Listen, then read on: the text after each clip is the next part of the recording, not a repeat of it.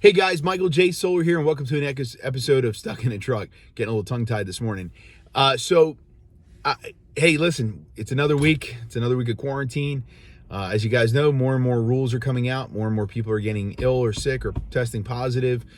But here's the thing: what it comes down to is this: you're home, or if you're not home, you're working from home. So you're not really doing the same in your norm, and you're really messed up in the head. And it's creating a lot of anxiety, depression, issues for people, and especially now because you don't really know what you can or cannot do.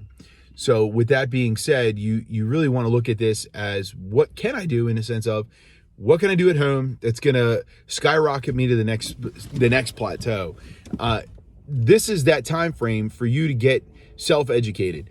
Pick up the books. I'm going to make a recommendation for a book called Darren Hardy, Compound Effect. So the name of the book is Compound Effect. The author is Darren Hardy. I believe that book is one of the greatest contributors to everything that I do successfully. It has helped dramatically with everything that I do, educational wise, teaching, and learning myself and keeping myself motivated. So I highly recommend that book to everybody to check out and read. The other thing I'm going to say to you is learn your new habits. So as a professional dog trainer, I'm going to tell you this right now, that you're home, your dogs are out, you're playing with them, you're doing more with your dogs, and you're probably doing more with your kids, and you're probably doing more with each other.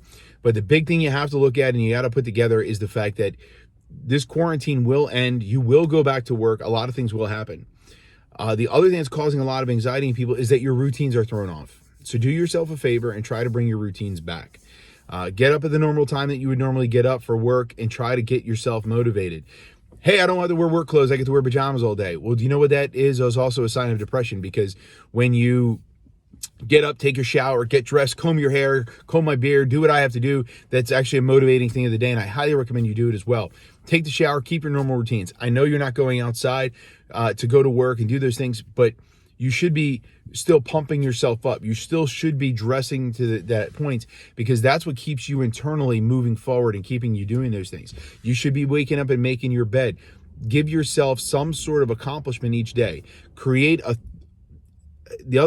would highly recommend you create 3 goals of a day. So three goals of a day. And what you want to do is you want to accomplish those 3 goals. And it could be just simply as, I'm going to get up, I'm going to make my bed, and I'm going to get dressed, and we're going to sit down and do schoolwork, and then I'm going to do my work, and this is how we're going to do.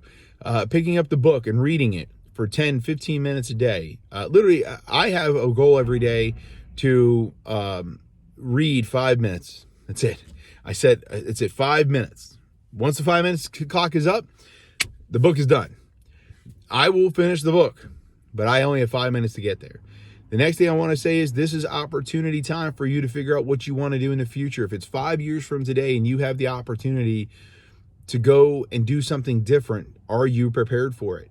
This is a great opportunity to learn those new habits, build in those new hobbies, build in those things that you're looking for. So grab this opportunity for yourself and look what's out there. Because at the end of this coronavirus, which is going to end, okay, we just don't know the time. We don't know the end date, but it's going to end, right? And that's what you have to be prepared for. If you guys know me, I'm not a runner. I don't like running.